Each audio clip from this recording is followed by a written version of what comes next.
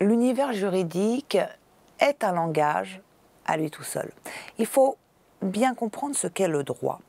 Le droit, c'est tout simplement un travail qui consiste à ranger du fait dans des catégories juridiques préétablies, de manière à faire découler de cette catégorie l'application d'un régime juridique particulier. Le premier travail du juriste est toujours un travail, une entreprise de qualification.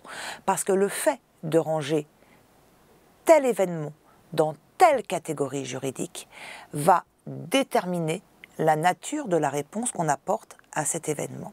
Donc, oui, le jargon juridique n'est pas le jargon du commun, car tout simplement, il faut que ces catégories soient précises, il faut que ces catégories soient comprises par ceux qui appliquent le droit, qu'ils soient avocats, qu'ils soient policiers, qu'ils soient magistrats. Tous les professionnels du droit doivent avoir en commun, doivent parler la même langue. Voilà. Et les nuances qu'offre le langage commun ne sont pas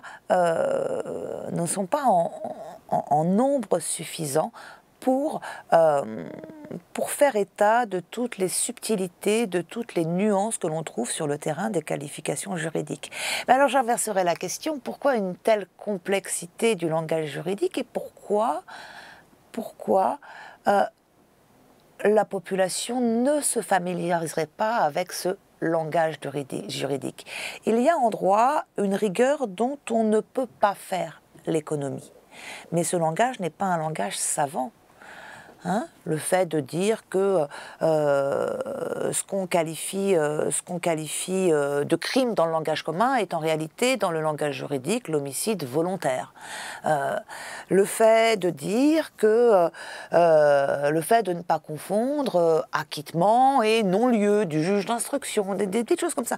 Ce sont effectivement des éléments de langage juridique qui doivent être là, car un acquittement n'a rien à voir avec un non-lieu. Il n'y a pour s'en assurer qu'à s'intéresser aux individus qui ont fait l'objet d'une procédure d'assises au terme de laquelle ils ont été acquittés. Ils vous expliqueront qu'effectivement, ce n'est pas du tout la même chose que si le juge d'instruction avait conclu à un non-lieu à l'issue de l'information judiciaire. Donc, oui, il faut qu'on ait ces termes différents pour désigner des situations qui sont essentiellement différentes.